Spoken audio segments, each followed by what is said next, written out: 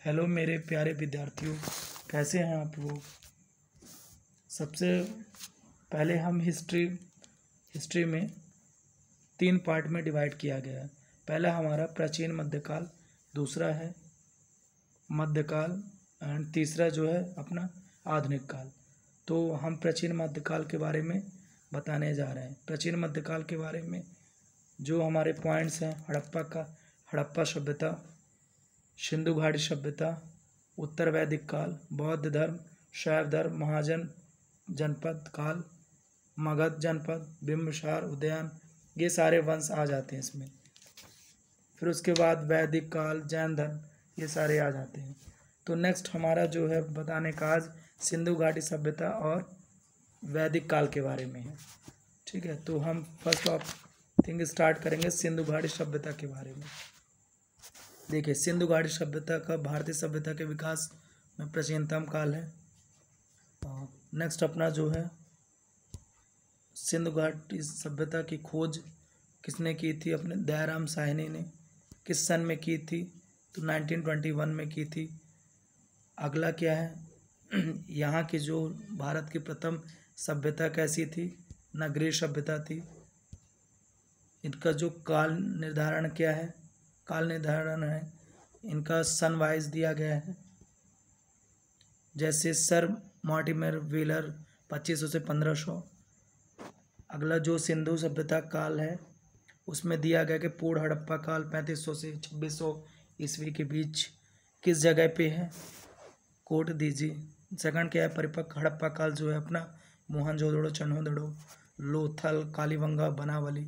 अब देखिए यहाँ पे जो परिपक्व हड़प्पा काल जो सन दिया गया 2600 से 1900 ईस्वी पूर्व। तो हड़प्पा कहाँ है? रावी नदी के किनारे। मोहनजोदड़ो इधर, लोथल, कालीबंगा कहाँ है? राजस्थान में है। उत्तर हड़प्पा काल कहाँ है? गुजरात, राखीगढ़ी, हरियाणा में। अब इसका विस्तार कहाँ से कहाँ तक है? सिंधु सभ्यता का जो काल है उसका विस्तार कहाँ से कहाँ तक है? तो इसका जो विस्तार है भारत एवं पाकिस्तान में लगभग 1500 स्थलों पर पाया गया है। नेक्स्ट क्या है, यह त्रिभुज के आकार का होता है। अगला क्या है, 12,99,600 वर्ग किलोमीटर है। अब हड़प्पा कालीन हम स्थल के बारे में जानेंगे। जैसे हड़प्पा हो गए, मोहनजोदड़ो, लोथल, कालीबंगा, ये सब स्थल है। तो इसमें हड़प्पा स्थल है, उत्खनन करता कौन है? दयाराम साहनी जी हैं। इनका वर्ष 1921 में इन्होंने खोज की थी। नदी हड़प्पा रावी नदी के किनारे है। वर्तमान इसका क्षेत्र क्या है? पाकिस्तान, पंजाब के पास है। फिर मोहनजोदड़ो है 1922 में सिंधु नदी पे, लड़काना ज़िला में, पाकिस्तान पे। फिर इधर सुतकांगेडोर है, चन्होदड़ो है, कालीबंगा राजस्थान में मैंने बताया था। फिर रंगपुर है, लोथल है, आलमगीर है, इधर धौलावीर गुजरात पे है। अब आगे अपन चलेंगे मोहनजोदड़ो। मोहनजोदड़ो को मृतकों का टीला कहा जाता है। यहाँ पे क्या है, एक मुहर मिली थी जिसमें क्या है, पुरुष जी का अंकित था, मतलब पुरुष देवता जी अंकित थे। और उनके जो सिर पर 3 सींगें थी। ठीक है ना। यहाँ का क्या है, विशाल स्नानागार है जिसकी चौड़ाई 11.88 मीटर है और तथा गहरा 2.43 गहरा है। फिर आगे क्या है, इसमें मोहरे भी मिली हैं, कुबड़ा वाले बैल की आकृति भी मिली है। और कालीबंगा के बारे में बताते हैं अपन। कालीबंगा में 2-3 चीज़ें स्पेशल हैं। पहला तो काले रंग की चूड़ियाँ, कालीबंगा का मतलब। दूसरा, यह राजस्थान में है, राज्य है। तीसरा, यहाँ पे जुते हुए खेत के साक्ष्य मिले हैं जहाँ 2 अलग अलग फसलें उगाई जाती हैं। फिर उसके बाद यहाँ की जल निकास प्रणाली जो अभाव मिलता है। यहाँ के मकानों में एक पल्लेवाल दरवाज़ा लगा है। यहाँ पे एक अग्निकुंड भी बना हुआ। कालीबंग में अलंकृत ईंटें एवं अग्निकुंड भी प्राप्त हुए हैं। अगला अपन लोथल के बारे में देखेंगे। लोथल के बारे में कि इसे लघु हड़प्पा या लघु मोहनजोदड़ो भी कहा जाता है। हड़प्पा कालीन बंदरगाह है।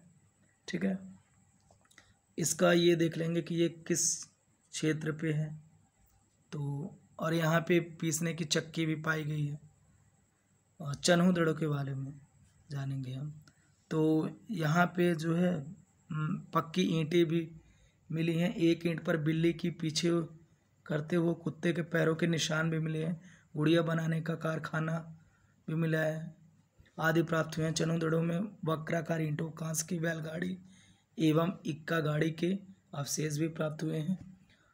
अब नेक्स्ट जो है अपना रंगपुर है। रंगपुर गुजरात में के मादर नदी के तट पर अवस्थित है। धौलावीरा है।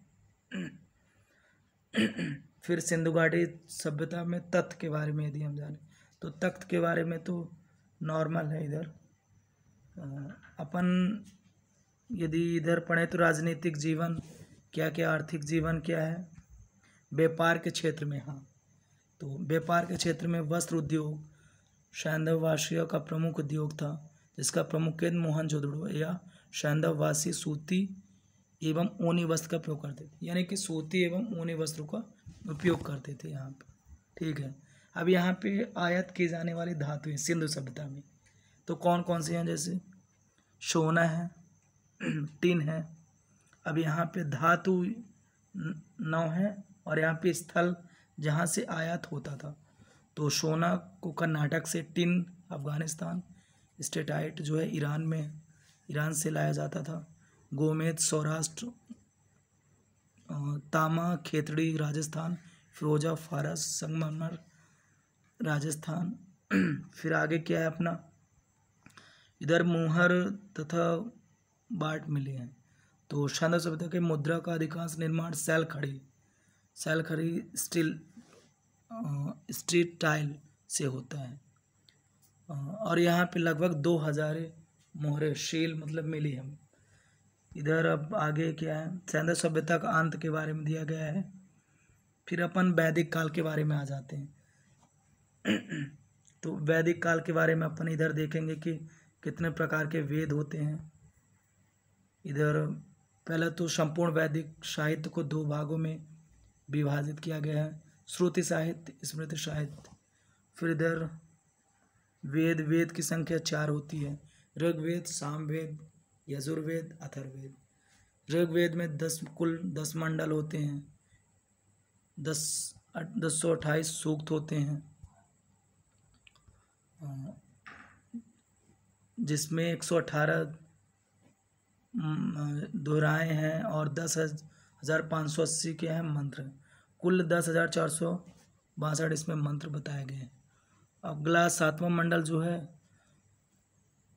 7वां एवं 9वें मंडल 144 सूक्तों के सोम का वर्णन है। अब आगे इसमें दिया गया है नेक्स्ट अपना, इसमें सामवेद के बारे में यदि हम जानेंगे तो विशेष 2-3 स्पेशल कैरेक्टर इसमें बताएंगे। सामवेद को फर्स्ट ऑफ ऑल थिंग इसे संगीत का माना जाता है। दूसरा, सामवेद में गाई जाने वाली ऋचाओं का संकलन है ही, साथ में जिनके पुरोहित उद्गाता कहलाते हैं। क्या कहलाते हैं? उद्गाता। और नेक्स्ट क्या है, गंधर्ववेद सामवेद का उपवेद है। सामवेद में कुल मंत्रों की संख्या कितनी है? 1549 है, 1549 है।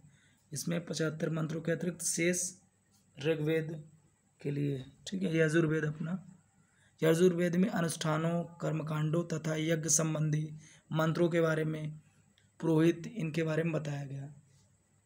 लास्ट अपना अथर्ववेद है, जो कि नेक्स्ट वीडियो में हम अथर्ववेद के बारे में बताएंगे। तो इसी के साथ मैं वीडियो की समाप्ति करता हूँ और इसके आगे का जो वीडियो है मैं लास्ट वाला वेद अथर्ववेद के बारे में और उसके आगे बताएंगे। धन्यवाद।